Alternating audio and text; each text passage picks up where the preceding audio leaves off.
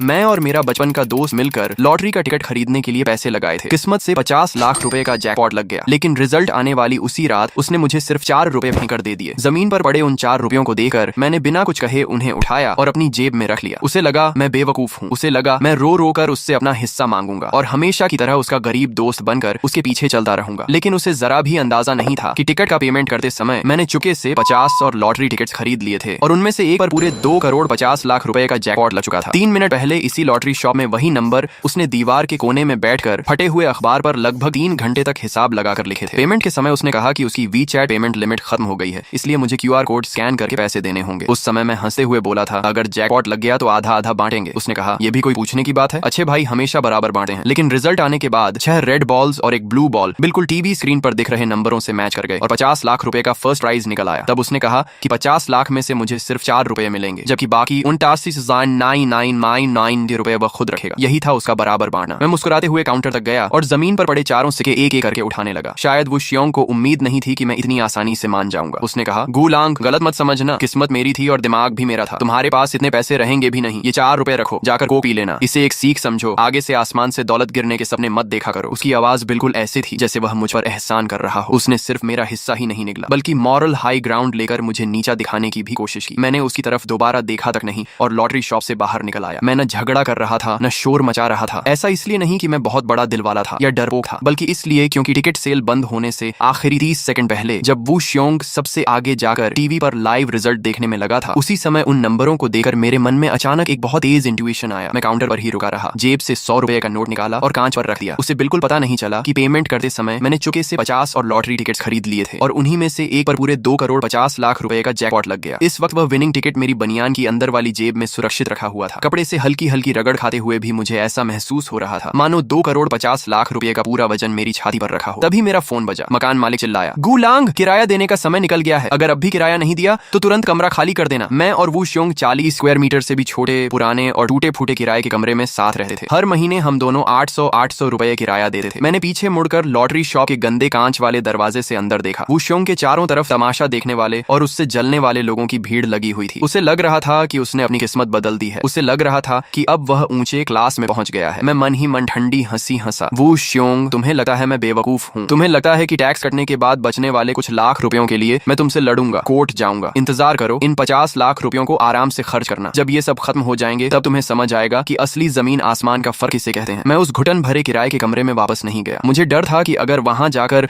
वो शियोंग का घमंड से भरा चेहरा देख लिया तो मैं अपनी हंसी नहीं रो पाऊंगा। इसलिए मैंने एक सस्ते होटल में 100 रुपये वाला स्टैंडर्ड रूम लिया। रात को थोड़ा सख्त बिस्तर पर लेटकर मैं छत को घूरता रहा। जेब में रखे हुए लॉटरी टिकट्स ऐसे महसूस हो रहे थे जैसे लाल गर्म लोहे का टुकड़ा मेरी छाती को जला रहा हो। मुझे बिल्कुल भी नींद नहीं आ रही थी। टैक्स भरने के बाद मेरे हाथ में कितने पैसे आएंगे ये देखने की मुझे बिल्कुल जरूरत नहीं थी, क्योंकि ये हिसाब मुझे पहले से ही याद था। 20% लॉटरी इनकम टैक्स करने के बाद 2 करोड़ 50 लाख में से 50 लाख टैक्स चला जाएगा और मेरे हाथ में पूरे 2 करोड़ रुपए आएंगे। एक आम इंसान अगर पूरी जिंदगी नौकरी करता रहे तब भी शायद इतनी दौलत कभी न कमा पाए। मैंने तुरंत टैक्सी ली और सीधा हाई स्पीड रेलवे स्टेशन की तरफ निकल पड़ा। क्योंकि प्राइस की रकम सिटी लॉटरी सेंटर की पेमेंट लिमिट से ज्यादा थी, इसलिए मुझे प्रोविंस लॉटरी सेंटर जाकर ही प्राइस क्लेम करना था। पूरे रास्ते मेरा फोन लगातार वाइब्रेट करता रहा। सारे मैसेजेस वो शियोंग के वीचैट पर थे। इतना छोटा दिल मत रख यार, कभी फुर्सत मिली तो तुझे खाना भी खिला दूंगा। और हाँ, वो टूटा फूटा किराए का कमरा अब छोड़ देना, उसमें पड़ा सारा कबाड़ भी फेंक देना। अब मैं अमीर आदमी हूँ, उस कुत्ते के बिल जैसे कमरे में वापस नहीं रहने वाला। उसके हर शब्द में रातों रात अमीर बनने का घमंड भरा हुआ था। ऐसा लग रहा था जैसे उसे हर हाल में मुझे नीचा दिखाना था। मैंने एक भी मैसेज का रिप्लाई नहीं किया और सीधे चैट को म्यूट कर दिया। 2 घंटे बाद मैं प्रोविंस लॉटरी सेंटर की बड़ी सी बिल्डिंग के सामने खड़ा था। मुझे बड़े सम्मान के साथ एक शानदार मीटिंग रूम में ले जाया गया। वहाँ गोल्ड फ्रेम वाला चश्मा पहने एक डायरेक्टर बैठे थे। उनका विनम्र व्यवहार देखकर मुझे थोड़ा अजीब लगा। उन्होंने मुस्कुराकर कहा, मिस्टर हु, कृपया अपना विनिंग टिकट और आइडेंटिटी प्रूफ दिखाइए। मैंने अपनी अंदर वाली जेब से बहुत सावधानी से लॉटरी टिकट निकाला और उन्हें दे दिया। उन्होंने दोनों हाथों से टिकट लिया, उसे वेरिफिकेशन मशीन पर स्कैन किया। मशीन से एक साफ बीप की आवाज आई और स्क्रीन पर लंबी सी नंबर लिस्ट दिखाई देने लगी। डायरेक्टर ने हैरानी से मेरी तरफ देखा और कहा, मिस्टर हु, आपके कुल 50 टिकट्स विनिंग हैं। Total prize amount 2 crore 50 lakh रुपए है। टैक्स कटने के बाद आपको पूरे 2 करोड़ रुपए मिलेंगे। क्या हम आगे की प्रोसेस शुरू करें? मेरी शांत प्रतिक्रिया देकर डायरेक्टर और भी ज्यादा हैरान हो गए। उन्होंने शायद ऐसे कई विनर्स देखे होंगे जो करोड़ों जीतकर रो पड़े हों या खुशी से बेहोश हो गए हों, लेकिन उन्होंने शायद पहली बार ऐसा नौजवान देखा था जो 2 करोड़ रुपए जीतने के बाद भी बिना पलक झपकाए बिल्कुल शांत बैठा था। मैंने सिर्फ इतना कहा, जरूर। उन्होंने जवाब दिया, कृपया थोड़ा इंतजार कीजिए, पूरी प्रोसेस में लगभग 2 से 3 घंटे लगेंगे। इंतजार करते हुए मैंने अपना फोन निकाला। सोशल मीडिया पर वो शियोंग की पोस्ट की बाढ़ आई हुई थी। पहली पोस्ट में लॉटरी का चेक था जिस पर कुछ डिटेल्स ब्लर की गई थी। कैप्शन लिखा था 30 साल इधर 30 साल उधर, आखिर भगवान ने मेरी सुन ही ली, जो दौलत मेरी थी वो आखिर मेरे पास आ ही गई। दूसरी पोस्ट में उसने अपनी रेजिग्नेशन लेटर मैनेजर की टेबल पर पटकते हुए फोटो डाली थी। कैप्शन था भाड़ में जाए नौकरी, भाड़ में जाए ओवरटाइम, आज के बाद मैं किसी की शक्ल देकर काम नहीं करूंगा। तीसरी पोस्ट में उसने चोरी छिपे मेरी फोटो खींची थी, उसमें मैं किराए के कमरे की बैल्कनी में बैठकर इंस्टेंट नूडल्स खा रहा था और बहुत गरीब दिख रहा था। कैप्शन था कुछ लोगों की किस्मत ही गरीब रहने की होती है, 4 रुपए के लिए भी रोते हैं, ऐसे लोग पूरी जिंदगी नूडल्स ही खाते रहते हैं। इस बार उसने जानबूझकर किसी को भी पोस्ट से हाइड नहीं किया था, वह चाहता था कि सब लोग उसकी अमीरी देखें और मुझे देकर उसका मजाक उड़ाए। उसकी ये हरकत देकर मुझसे हंसी छूट गई। डायरेक्टर ने पूछा मिस्टर हु आप क्यों हंस रहे हैं? मैंने मुस्कुराकर जवाब दिया कुछ नहीं, बस एक जोकर नाच रहा है। मैंने पेन उठाई और मोटी सी अग्रीमेंट फाइल पर धीरे धीरे अपना नाम साइन कर दिया। 10 मिनट बाद मेरा फोन फिर वाइब्रेट हुआ। मैंने बैंक बैलेंस देखा, स्क्रीन पर इतनी लंबी नंबर लाइन चमक रही थी कि कुछ पल के लिए मैं भी चुप हो गया। फिर मैंने फोन वापस जेब में रख लिया। बाहर तेज धूप खिली हुई थी, मेरी नई जिंदगी अब सचमुच शुरू हो चुकी थी। लॉटरी सेंटर से निकलने के बाद मैं अपने पुराने शहर वापस नहीं गया। प्रोविंस कैपिटल के सबसे शानदार सीबीडी एरिया में मौजूद 5 स्टार होटल में सीधे एक प्रेसिडेंशियल स्वीट बुक कर लिया। एक दिन का किराया 800 रुपए था। कार्ड स्वाइप करते समय मेरे हाथ जरा भी नहीं कांपे। मैंने आराम से हॉट शावर लिया और नीचे लग्जरी ब्रांड स्टोर से खरीदा हुआ एक कस्टम मेड सूट पहन लिया। फिर विशाल फ्रेंच विंडो के सामने खड़े होकर नीचे दौड़ती हुई ट्रैफिक और पूरे शहर को देखने लगा। उस पल मेरे दिल में एक ऐसी फीलिंग उठी जैसे सब कुछ अब मेरे कंट्रोल में हो। यही होती है कैपिटल की असली ताकत। अगले पूरे एक हफ्ते तक मैंने वू श्योंग से बदला लेने की कोई जल्दी नहीं दिखाई, क्योंकि मैं अच्छी तरह जानता था कि ऐसे शॉर्ट साइटेड नूवो रीच लोगों को हराने का सबसे अच्छा तरीका यही होता है कि पहले उन्हें खुद अपने घमंड में पूरी तरह भूलने दो, और जब उनका घमंड आसमान छूने लगे तब एक ही लात मारकर उन्हें गहरी खाई में गिरा दो। मैंने हेड हंटिंग कंपनी के जरिए हाई सैलरी पर रिक्रूटमेंट शुरू कर दी। मेरा प्रेसिडेंशियल स्वीट कुछ ही दिनों में टेम्पोरेरी इंटरव्यू ऑफिस बन गया। मैं अपने लिए एक टॉप लेवल बिजनेस टीम तैयार कर रहा था ताकि आगे की पूरी रिवेंज प्लान के लिए मजबूत फाउंडेशन बन सके। दूसरी तरफ इस पूरे हफ्ते वू श्योंग की फिजूल खर्ची एक पल के लिए भी नहीं रुकी, जैसे वह अपनी पूरी जिंदगी की गरीबी और तकलीफ एक ही हफ्ते में निकाल देना चाहता हो। हर दिन वह मुझे अपनी अमीरी दिखाने वाले मैसेजेस भेजता रहता था। मंगलवार को उसने नई कार के स्टीयरिंग व्हील की फोटो भेजी, बीच में पोर्शे का गोल्डन लोगो चमक रहा था। कैप्शन लिखा था देखा हूं लांग, पूरे 1 करोड़ 80 लाख कैश देकर पोर्शे पैनामेरा खरीदी है। असली लेदर सीट की स्मेल कैसी होती है ये तू शायद जिंदगी भर नहीं सूंघ पाएगा। अब सोचता हूँ उस दिन तुझे कुछ 100 रुपए और दे देता। गुरुवार को उसने अपनी रिस्ट की क्लोजअप फोटो भेजी, हाथ में रोलेक्स सबमरीनर हल्क थी और उसके साथ लाल नेल पॉलिश लगाए एक लड़की का हाथ उसकी बाह में था। कैप्शन था 18 लाख की रोलेक्स है और ये छोटी सी इंटरनेट सेलिब्रिटी पहले मेरी तरफ देखती भी नहीं थी, अब हर दिन मेरे पीछे घूमती है और मुझे ब्रदर श्योंग बुलाती है। पैसा सच में कमाल की चीज है, लेकिन अमीर बनने की किस्मत हर किसी को नहीं मिलती। उसके ये घटिया शो ऑफ वाले मैसेजेस देकर मुझे अब बोरियत होने लगी थी। टैक्स कटने के बाद उसके पास लगभग 40 लाख रुपए बचे थे। उनमें से 18 लाख की वॉच, 18 लाख की कार और बाकी की फजूल खर्ची। सिर्फ कुछ दिनों में ही उसकी आधी पूंजी खत्म हो चुकी थी। उसे लग रहा था कि वह अब हाई क्लास में पहुंच गया है, जबकि असली अमीर लोगों की नजर में वह सिर्फ एक ऐसा नूवो रिच था जिसके पास न एक्सपीरियंस था न विजन, और ऐसे लोग सबसे आसान शिकार होते हैं। तभी मेरा असिस्टेंट अंदर आया और बोला मिस्टर हु ये कमर्शियल एक्विजिशन प्लान देख लीजिए। आपकी इंस्ट्रक्शन के मुताबिक हमने शहर के ईस्ट साइड वाली सबसे फेमस कमर्शियल स्ट्रीट का पूरा सर्वे कर लिया है। डेवलपर की फंडिंग चेन टूट चुकी है और वह प्रोजेक्ट जल्दी बेचना चाहता है। अगर हम पूरा प्रोजेक्ट खरीदें तो लगभग 8 करोड़ रुपए लगेंगे। मैंने फाइल खोली और शॉप फोटोज देखने लगा। वही हमारे पूरे शहर का सबसे बिजी और सबसे वैल्यूएबल कमर्शियल एरिया था। मैंने बिना सोचे कहा बहुत बढ़िया, उनसे बार्गेन करने की जरूरत नहीं है, जाकर कह दो मैं पूरे 9 करोड़ दूंगा, लेकिन 3 दिन के अंदर सारी ओनरशिप ट्रांसफर प्रोसेस पूरी हो जानी चाहिए। असिस्टेंट ने सिर झुकाकर कहा जी मिस्टर हु मैं अभी करता हूँ। मैंने फिर कहा और उस सबसे बड़ी शॉप को मेरे लिए खाली रखना, मेरी परमिशन के बिना किसी को रेंट पर मत देना। उसने तुरंत जवाब दिया जी समझ गया। उसके जाने के बाद प्रेसिडेंशियल स्वीट में फिर से सिर्फ मैं अकेला रह गया। तभी मेरा फोन फिर चमका। इस बार मैसेज वू श्योंग का था। उसने ग्रुप इन्विटेशन भेजा था, सभी दोस्तों और गांव वालों को इनवाइट है। इस वीकेंड रात 8 बजे रॉयल इंटरनेशनल होटल में मैंने 2 बड़ी टेबल्स बुक की हैं। मेरी नई कार की खुशी में पार्टी है, सब लोग जरूर आना। आज रात का पूरा बिल मैं दूंगा। उसके तुरंत बाद उसने मुझे प्राइवेट मैसेज भी भेजा, हु लांग ग्रुप में सबको बुलाया है, तू भी आ जाना, चिंता मत कर, तुझसे गिफ्ट मनी नहीं लूंगा। तुझे रोज इंस्टेंट नूडल्स खाते देकर मुझे बड़ा दुख होता है, शर्म मत करना, आकर थोड़ा दुनिया भी देख लेना। उसके हर शब्द से यही लग रहा था कि वह किसी भी तरह मेरे सामने अपनी अमीरी का घमंड दिखाना चाहता था। उसके लिए मेरी मौजूदगी बहुत जरूरी थी। अगर मैं उसका पुराना रूममेट और गरीब कंपैरिजन वहां नहीं होता तो वह अपनी आज की झूठी महानता कैसे दिखाता। मैंने फोन की स्क्रीन की तरफ देखा और मेरे होंठों पर एक ठंडी मुस्कान आ गई। अगर तुम्हें इतना ही स्टेज सजाकर ड्रामा करना है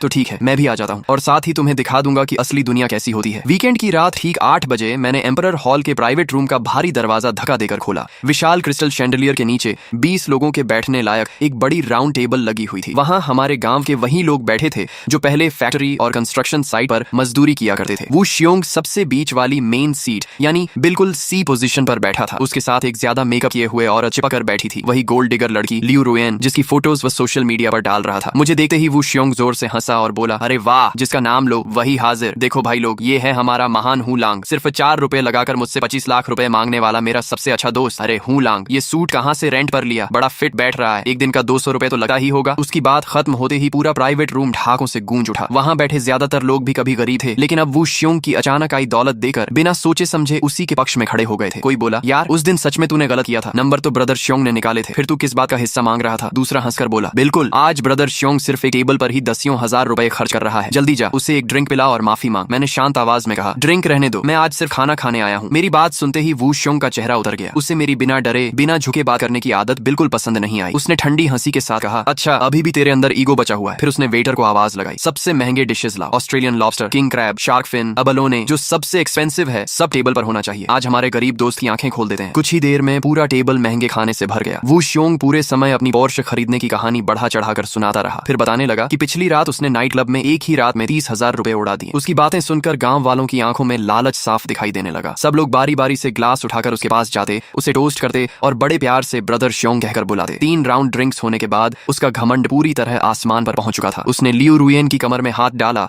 और लड़खड़ाते हुए मेरे सामने आकर खड़ा हो गया। उसने हंसते हुए पूछा, कैसा लग रहा है खाना? ऐसा प्रीमियम एबलोने जब तू इंस्टेंट नूडल्स खाता था तब सपने में भी नहीं देखा होगा। मैंने बिल्कुल शांत होकर जवाब दिया, ठीक ही है, इससे बेहतर तो मैं पिछले 2 दिन से खा रहा हूँ। मेरे लिए ये खाना सच में कोई खास नहीं था। जूजी होटल के प्रेसिडेंशियल स्वीट में मिलने वाले एक्सक्लूसिव प्रीमियम फूड के सामने इसकी क्वालिटी ऐसी थी जैसे रबर चबा रहा हूँ। मेरी बात सुनकर वो श्योंग का चेहरा तमतमा गया। उसने उंगली दिखाते हुए कहा, नाटक करता रहा हूँ लांग, आज सबके सामने साफ कह देता हूँ, मेरे पास अब सबसे ज्यादा चीज अगर है तो वो पैसा है। मेरी कार का एक टायर भी तू पूरी जिंदगी में नहीं खरीद पाएगा, लेकिन पुराने गांव वाले होने के नाते मैं तुझे एक मौका देता हूँ। ये पैसे ले, कल से अपनी बेकार नौकरी छोड़ और मेरा फुल टाइम ड्राइवर बन जा। पहले तू कहता था कि मेरे पैरों से बदबू आती है इसलिए मेरे मोजे नहीं धोता। अब से सिर्फ मेरी कार नहीं चलाएगा बल्कि रोज मेरे लेदर शूज भी चमकाएगा। ये 20,000 रुपए तेरी 1 महीने की सैलरी है, बोल मंजूर है? तभी एक आदमी हंसकर बोला, ब्रदर श्योंग आप तो इस निकम्मे पर बहुत मेहरबान हैं। एक बेकार ड्राइवर पर भी 20,000 रुपए खर्च कर रहे हैं। वहाँ बैठे सभी लोग अलग अलग नजरों से मुझे देखने लगे। कुछ लोग मुझसे जल रहे थे कि मुझे 20,000 की नौकरी मिल रही है, जबकि कुछ लोग बस इस इंतजार में थे कि मैं सबके सामने जलील होकर सिर झुका दूं। उन सबकी नजर में 20,000 रुपए का लालच एक गरीब आदमी की पूरी इज्जत खरीदने के लिए काफी था। मैंने चुपचाप टेबल पर रखे उन 20,000 रुपयों की तरफ देखा। तभी मेरे दिमाग में अपने बैंक अकाउंट का बैलेंस घूम गया, पूरे 2 करोड़ 42 रुपए। ये 20,000 रुपए तो मेरे अकाउंट पर एक दिन में मिलने वाले इंटरेस्ट के बराबर भी नहीं थे। मैं पूरे दिल से मुस्कुराया। मेरी मुस्कान बिल्कुल सच्ची और बेफिक्र थी। मैंने धीरे से हाथ बढ़ाया, उन 20,000 रुपयों पर उंगलियां रखी और वो श्योंग की उम्मीद और घमंड से भरी नजरों के सामने उन्हें धीरे धीरे उसकी तरफ वापस सरका दिया। फिर मुस्कुराकर कहा, ब्रदर श्योंग आपकी मेहरबानी के लिए धन्यवाद, लेकिन ऐसी लग्जरी कार चलाने की मुझे आदत नहीं है। ये पैसे आप ही रखिए और भाभी के लिए थोड़ा अच्छा परफ्यूम खरीद दीजिए। इनके सस्ते परफ्यूम की स्मेल से मेरा सिर दर्द करने लगा है। आपकी तरक्की हमेशा ऐसी ही बनी रहे, हर साल आज जैसा दिन आता रहे। इतना कहकर मैं आराम से मुड़ा, प्राइवेट रूम का दरवाजा खोला और होटल के चमचमाते कॉरिडोर में निकल गया। पीछे से वो श्योंग की गुस्से से भरी चीख सुनाई दी। उसके साथ ही ग्लास टूटने की तेज आवाज भी आई। मैं बिना पीछे देखे होटल से बाहर निकल आया। ठंडी हवा मेरे चेहरे से टकराई और मुझे लगा जैसे पूरी हवा पहले से कहीं ज्यादा साफ हो गई हो। असली खेल अब शुरू हो चुका था। वो श्योंग, जितना जी भरकर जश्न मनाना है मना लो, क्योंकि तुम्हारे अच्छे दिन अब ज्यादा बचे नहीं हैं। 3 महीने बाद जोजी होटल के प्रेसिडेंशियल स्वीट में मैं बड़े रेडवुड ऑफिस डेस्क के पीछे बैठा था और चेन जिंगहांग की रिपोर्ट सुन रहा था। मिस्टर हु, ये वो श्योंग की लेटेस्ट रिपोर्ट है जिस पर आपने खास नजर रखने को कहा था। सच कहूं तो वो टेक्स्ट बुक एग्जाम्पल बन चुका है कि एक नूवो रिच आदमी खुद अपनी बर्बादी कैसे करता है। 3 महीने पहले टैक्स कटने के बाद उसके पास लगभग 40 लाख रुपए बचे थे। उनमें से 18 लाख उसने कार खरीदने में उड़ा दिए। लगभग 4 लाख रुपए वॉच और लग्जरी गुड्स पर खर्च कर दिए। उसके बाद हर दिन नाइट क्लब और एंटरटेनमेंट प्लेसेस में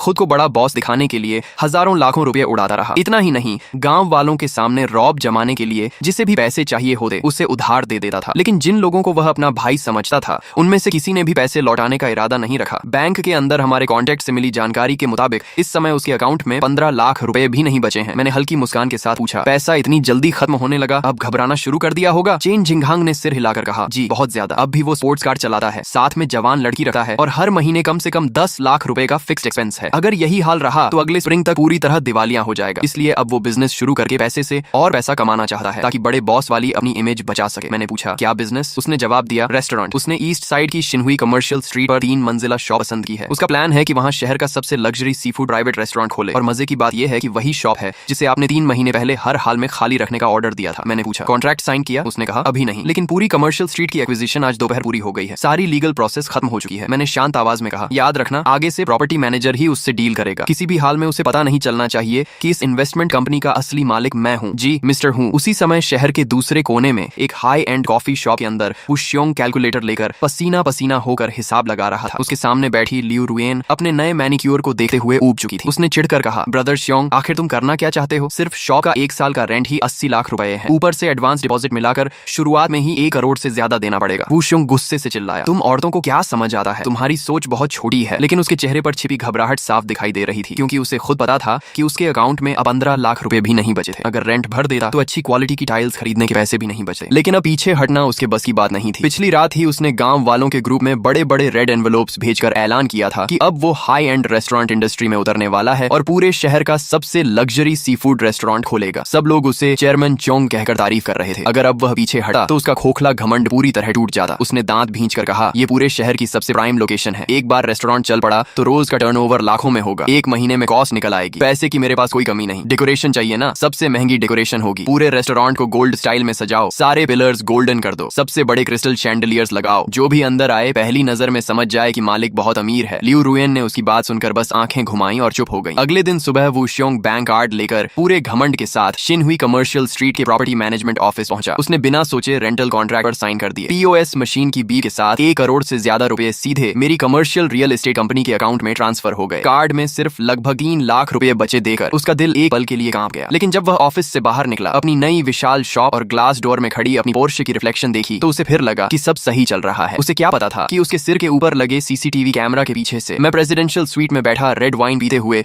उसकी हर हरकत लाइव देख रहा था। मैं उसकी उस बेवकूफी पर अंदर ही अंदर मुस्कुरा रहा था जिसमें वह खुद अपने हाथों से अपनी कब्र खोद रहा था। वू श्योंग बेहद दिखावेबाज और घटिया टेस्ट वाला इंसान था। उसके रेस्टोरेंट जंगसियांग सी फूड पवेलियन का डेकोरेशन बड़े धूमधाम से शुरू हुआ। राजा महाराजाओं जैसी लग्जरी दिखाने के चक्कर में उसने दीवारों पर सस्ते गोल्डन रिफ्लेक्टिव पैनल्स लगवा दिए। इंटरनेट से दर्जनों बड़े लेकिन चीप प्लास्टिक क्रिस्टल शैंडलियर्स मंगवा ली। पूरा ग्राउंड फ्लोर किसी लग्जरी रेस्टोरेंट की जगह 80 के दशक के किसी घटिया बाथ सेंटर जैसा लगने लगा। लेकिन बिना सोच समझकर पैसा फेंकने का नतीजा जल्दी सामने आ गया। उसके पास बचे 3 लाख रुपए महंगे बिल्डिंग मटेरियल्स, लेबर कॉस्ट और बाकी खर्चों के सामने कुछ ही दिनों में खत्म हो गए। कॉन्ट्रैक्टर को पेमेंट नहीं मिली तो उसने काम रोक दिया और साइट का मेन गेट बंद कर दिया। अब वो श्योंग सचमुच घबरा गया। ओपनिंग में सिर्फ आधा महीना बचा था और उसके पास शेफ रखने, फर्नीचर खरीदने या सी फूड स्टॉक करने तक के पैसे नहीं थे। उसने उन गांव वालों को फोन किए जिन्हें वह अपना भाई कहता था, लेकिन किसी ने कहा घर बन रहा है, किसी ने कहा पत्नी पैसे नहीं देने दे रही, किसी ने 1 रुपया तक उधार नहीं दिया। तभी उसे पहली बार समझ आया कि लोग उसके नहीं उसके पैसों के दोस्त थे। जब वो श्योंग पूरी तरह बेबस होकर लोन शार्क से पैसा लेने की सोचने लगा, तभी लियू रुएन ने मुस्कुराकर कहा, ब्रदर श्योंग, तुम भी कितने बेवकूफ हो। तुम्हारे पास फिक्स्ड एसेट है ना, ये पोर्शे तुमने कैश में खरीदी थी, इसे बैंक में मॉर्गेज रखकर लोन ले लो, बैंक का इंटरेस्ट भी कम होगा, तुम्हारी प्रॉपर्टी देकर 3 से 5 करोड़ रुपए का लोन आराम से मिल जाएगा। लियू रुएन ने मुस्कुराकर कहा, रेस्टोरेंट खुलने के बाद बिजनेस जबरदस्त चलेगा, सिर्फ 1-2 महीने में लोन उतर जाएगा, इसे कहते हैं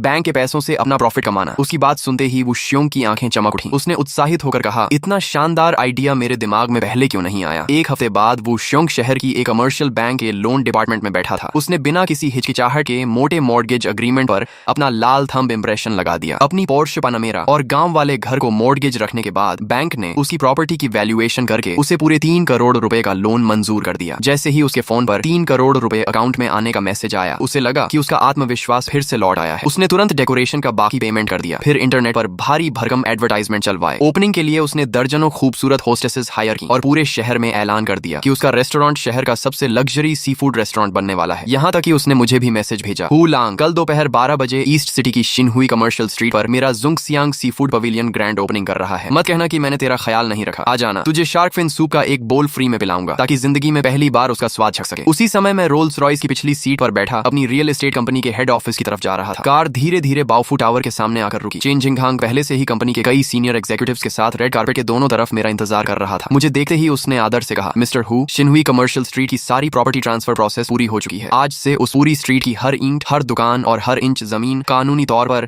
आपकी बाओफू कमर्शियल रियल एस्टेट कंपनी के नाम है। मैंने पूछा, वो श्योंग के ठीक सामने वाली शॉप का क्या हुआ? उसने मुस्कुराकर जवाब दिया, सब तैयार है मिस्टर हु। वो शॉप उसके रेस्टोरेंट से 3 गुना बड़ी डबल फ्लोर प्रॉपर्टी है। उसकी interior decoration international top design team ने रिकॉर्ड टाइम में पूरी की है। पूरा डिजाइन लो की लग्जरी स्टाइल में है और हर मटेरियल प्रीमियम क्वालिटी का इस्तेमाल किया गया है। मिशेलिन 3 स्टार शेफ अपनी पूरी टीम के साथ पहुंच चुके हैं। ऑस्ट्रेलिया के वाइल्ड लॉबस्टर्स, रशिया के किंग क्रैब्स और जापान का प्रीमियम वाग्यू बीफ हमारी प्राइवेट कोल्ड चेन फ्लाइट से आज रात ही पहुंच जाएगा। कल दोपहर ठीक 12 बजे उसी समय जब वो श्योंग ओपनिंग करेगा, हमारा रेस्टोरेंट बाओफू प्राइवेट बैंक्वेट भी ग्रैंड ओपनिंग करेगा। लेकिन हम उसके जैसे घटिया ऑनलाइन मार्केटिंग ट्रिक्स नहीं अपनाएंगे। पूरे शहर के हाई एंड सर्कल में सिर्फ एक मैसेज जाएगा, जिसके पास मेरा बिजनेस कार्ड या एसेट सर्टिफिकेट होगा वही एंट्री कर सकेगा। ओपनिंग के पहले महीने में अनलिमिटेड प्रीमियम सी फूड सिर्फ 20% प्राइस पर मिलेगा। मेरी बात सुनकर चेन जिंगहांग भी एक पल के लिए गहरी सांस लेने लगा। वो श्योंग को लगता था कि बैंक से लिए गए 3 करोड़ रुपए के लोन के दम पर वह हाई एंड रेस्टोरेंट इंडस्ट्री में जगह बना लेगा। लेकिन उसे जरा भी अंदाजा नहीं था कि जिस स्टेज पर खड़े होकर वह खुद को किंग समझ रहा है, उस स्टेज दहेज का फर्श भी मेरा है। कल मैं उसे अपनी आंखों से दिखाऊंगा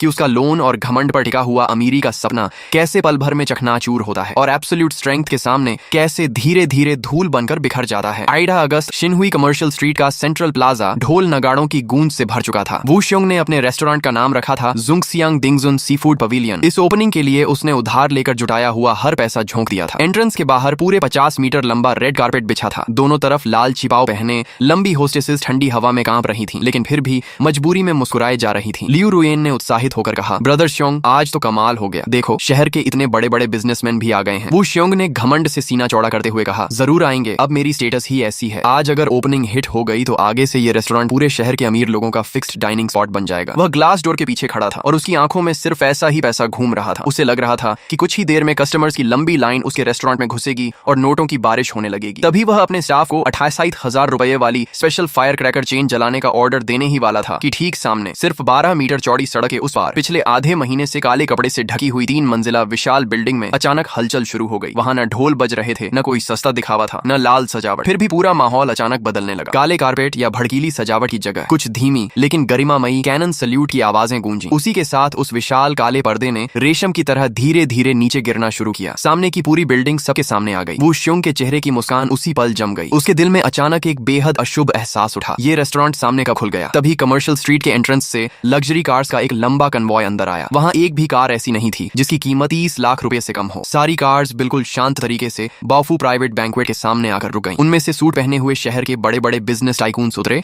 जिन्हें लोग आमतौर पर सिर्फ फाइनेंशियल न्यूज में देखा करते थे। व्हाइट ग्लव्स पहने वैलेट्स उन्हें सम्मान के साथ अंदर ले जा रहे थे। वू श्योंग ने ध्यान से देखा तो उसकी आंखें लगभग बाहर निकल आईं। उन लोगों में शहर के वही चेंबर ऑफ कॉमर्स के बड़े लीडर्स भी थे जिन्हें बुलाने के लिए उसने लाखों रुपए और अनगिनत कॉन्टैक्ट्स खर्च कर दिए थे। फिर भी उनसे मिलने तक का मौका नहीं मिला था। लेकिन असली झटका अभी बाकी था। सामने लगी विशाल LED स्क्रीन पर धीरे धीरे एक अनाउंसमेंट चमकी, बाओफू प्राइवेट बैंक्वेट। आज ग्रैंड ओपनिंग पर किसी भी प्राइवेट रूम का कोई एक्स्ट्रा चार्ज नहीं लेगा, कोई सर्विस चार्ज नहीं। ऑस्ट्रेलिया के लाइव लॉबस्टर्स, रशिया के किंग क्रैब्स और जापान के कोबी वाग्यू बीफ सहित सभी premium sea food opening month में सिर्फ 20% प्राइस पर उपलब्ध होंगे। 20% प्राइस, ये 2 शब्द वू श्योंग के दिमाग पर हथौड़े की तरह गिरे। High end seafood restaurant का कॉस्ट बेहद ज्यादा होता है, खासकर जब सारी चीजें ओवरसीज से एयर फ्रेट के जरिए लाई जाए। कॉस्ट प्राइस पर भी इतनी कम कीमत देना नामुमकिन था। सामने वाला रेस्टोरेंट बिजनेस नहीं कर रहा था, वह पैसा जला रहा था। करोड़ों रुपए सिर्फ मार्केट कब्जाने के लिए झोंक रहा था। सड़क पर मौजूद कस्टमर्स, जिन्हें वू श्योंग के ओपनिंग ऑफर ने पहले अपनी तरफ खींचा था, LED स्क्रीन देखते ही बिना एक पल रुके उधर भाग गए। कुछ ही मिनटों में बाओफू प्राइवेट बैंक्वेट के बाहर लग्जरी कार्स की लंबी लाइन लग गई। अंदर टक्सीडो पहने वेटर्स इतनी तेजी से भाग दौड़ कर रहे थे कि उन्हें सांस लेने तक की फुर्सत नहीं थी। दूसरी तरफ वू श्योंग के जुंगसियांग दिंगजुन सी फूड पवेलियन के बाहर सिर्फ लाल छिपाव पहने होस्टेसेस ठंडी हवा में शर्मिंदगी के साथ खड़ी रह गईं। पूरा दोपहर बीत गया लेकिन उसके रेस्टोरेंट में एक भी कस्टमर नहीं आया। उस समय मैं बाओफू टावर की टॉप फ्लोर ऑफिस में बैठा ड्रोन से आ रही लाइव मॉनिटरिंग देख रहा था। मैंने रेड वाइन का ग्लास उठाया, एक छोटा सा सिप लिया और धीमे से मुस्कुराया। वू श्योंग, ये तो सिर्फ पहला दिन है। आधा महीना बीते बीते उसके रेस्टोरेंट के एक्वेरियम में रखी मछलियां मरकर ऊपर तैरने लगी। कई रातों से ठीक से सो न पाने की वजह से उसकी आंखें लाल हो चुकी थीं। दूसरी तरफ बाओफू प्राइवेट बैंक्वेट हर दिन फुल बुकिंग पर चल रहा था। एडवांस रिजर्वेशन अगले महीने तक पहुंच चुकी थी। लोग घंटों बाहर वेट करना मंजूर कर रहे थे, लेकिन वू श्योंग के रेस्टोरेंट में कदम तक नहीं रखते थे। हर सुबह उसकी आंख खुलते ही सबसे पहले 1 लाख रुपए से ज्यादा का डेली एक्सपेंस सामने खड़ा होता। Rent, staff salary, kitchen cost, electricity bill. सिर्फ 15 दिनों में उसका पूरा कैश फ्लो लगभग खत्म हो गया। उससे भी बड़ा झटका तब लगा जब बैंक के लोन डिपार्टमेंट से रिकवरी कॉल्स लगातार आने लगी। अगले महीने की भारी EMI की याद दिलाने वाले कॉल्स उसके लिए मौत की घंटी जैसे थे। घबराकर उसने लियू रुएन से कहा, तुम्हारे पास जितने पैसे हैं अभी निकाल दो, पहले ये मुश्किल निकल जाए। लियू रुएन ने बेरुखी से कहा, ब्रदर श्योंग, मजाक कर रहे हो क्या? मेरे पास तो शॉपिंग के लिए भी पैसे नहीं बचते, और वैसे भी तुमने ही कहा था कि मुझे पूरी जिंदगी रखोगे। अब मुझसे पैसे मांग रहे हो? अगर तुम्हारा ये रेस्टोरेंट नहीं चल रहा तो जल्दी से बंद कर दो, कहीं ऐसा ना हो कि आखिर में अपनी पोर्शे भी बेचनी पड़ जाए। वू श्योंग गुस्से से चिल्लाया, बकवास बंद करो, मेरी डिक्शनरी में हार मानना लिखा ही नहीं है। उसका घमंड उसे दिवालिया होने की इजाजत नहीं देता था। जब सामने से जीतना नामुमकिन लगने लगा तो उसने गलत रास्ता चुन लिया। उसी रात उसने रेस्टोरेंट के महीने के 2 लाख रुपए सैलरी वाले हेड शेफ को ऑफिस में बुलाया और बिना किसी वजह के निकाल दिया। तुम्हारी वजह से रेस्टोरेंट बर्बाद हो गया, कल से आने की जरूरत नहीं। हेड शेफ भी गुस्से में बोला, बॉस, सामने वाले रेस्टोरेंट में क्या क्वालिटी का सामान इस्तेमाल हो रहा है और आप मुझे क्या दे रहे हैं? फार्म वाली सस्ती झींगा मछली से ऑस्ट्रेलिया के लाइव लॉबस्टर का टेस्ट कैसे बनाऊं? अपनी गलती का इल्जाम मुझ पर मत डालिए। शेफ को निकालने के बाद उसी रात वू श्योंग अपनी कार लेकर शहर के बाहरी हिस्से में मौजूद बदबूदार इलीगल होलसेल मार्केट पहुंच गया। दुकानदार ने पूछा, सस्ता माल चाहिए? लाइव सी फूड 100 रुपए किलो है, लेकिन मरी हुई मछली और झींगा सिर्फ 10 रुपए किलो। किचन में थोड़ा एक्स्ट्रा फ्लेवर, आर्टिफिशियल एसेंस और मिर्च डाल देना। स्पाइसी क्रैब और बॉइल्ड फिश बनाकर बेचोगे तो आम कस्टमर्स को कोई फर्क समझ नहीं आएगा। वू श्योंग ने बिना सोचे कहा, पूरी गाड़ी भर दो, और नकली प्रीमियम लिकर भी है। दुकानदार हंसा, है ना? सिर्फ 150 रुपए बॉटल, पैकिंग बिल्कुल ओरिजिनल ओरिजिनल जैसी है। QR कोड भी स्कैन हो जाएगा, बस पीने के बाद सिर जरूर दर्द करेगा। उस रात वो श्योंग सड़ी हुई मछलियों, मरे हुए झींगों और नकली शराब से भरी पूरी गाड़ी रेस्टोरेंट के पीछे वाले गेट से चुके चुके वेयर हाउस में ले गया। उसे लगा कि उसने अपनी बर्बादी से निकलने का सबसे शानदार तरीका ढूंढ लिया है। बेहद कम कॉस्ट में घटिया सामान बेचकर अगर कुछ कस्टमर्स भी फंसा लिए तो कम से कम लोन का इंटरेस्ट भर सकेगा। लेकिन उसे ये नहीं पता था कि शिनहुई कमर्शियल स्ट्रीट की पूरी CCTV मॉनिटरिंग सिस्टम, यहाँ तक कि उसके रेस्टोरेंट के पीछे वाला HD कैमरा भी सीधे मेरी ऑफिस से कनेक्टेड था। मैं अपनी चेयर पर बैठा मॉनिटर पर उसे चोरी की तरह सड़ा हुआ सीफूड किचन में ले जाते हुए देख रहा था। मुझे गुस्सा बिल्कुल नहीं आया, बल्कि उस पर दया और हंसी दोनों आ रही थी। सिर्फ 50 लाख रुपए ने एक इंसान को इतना अंधा बना दिया था कि अपनी लालच की खाई भरने के लिए उसने इंसानियत की आखिरी सीमा भी पार कर दी। मैंने डेस्क पर रखा लैंडलाइन उठाया, मार्केट सुपरविजन ब्यूरो की कंप्लेंट हेल्पलाइन मिलाई और कहा, मैं एक रिस्पॉन्सिबल सिटीजन हूँ। मैं ईस्ट सिटी की शिनहुई कमर्शियल स्ट्रीट के shop number 16 जंगसियांग sea food pavilion के खिलाफ ऑफिशियल कंप्लेंट दर्ज कराना चाहता हूँ। ये लोग सड़ा हुआ सी फूड खरीदकर कस्टमर्स को बेच रहे हैं और बड़ी मात्रा में फेक प्रीमियम लिकर भी बेच रहे हैं। मेरे पास पूरे एविडेंस मौजूद हैं, परचेज वीडियोस और ब्लैक मार्केट ट्रांजैक्शंस की डिटेल्स मैंने पहले ही डिपार्टमेंट की ऑफिशियल कंप्लेंट ईमेल पर भेज दी है। कॉल खत्म करके मैं फ्रेंच विंडो के सामने जाकर खड़ा हो गया। बाहर आसमान पर काले बादल छा चुके थे। ऐसा लग रहा था जैसे तेज बारिश आने वाली।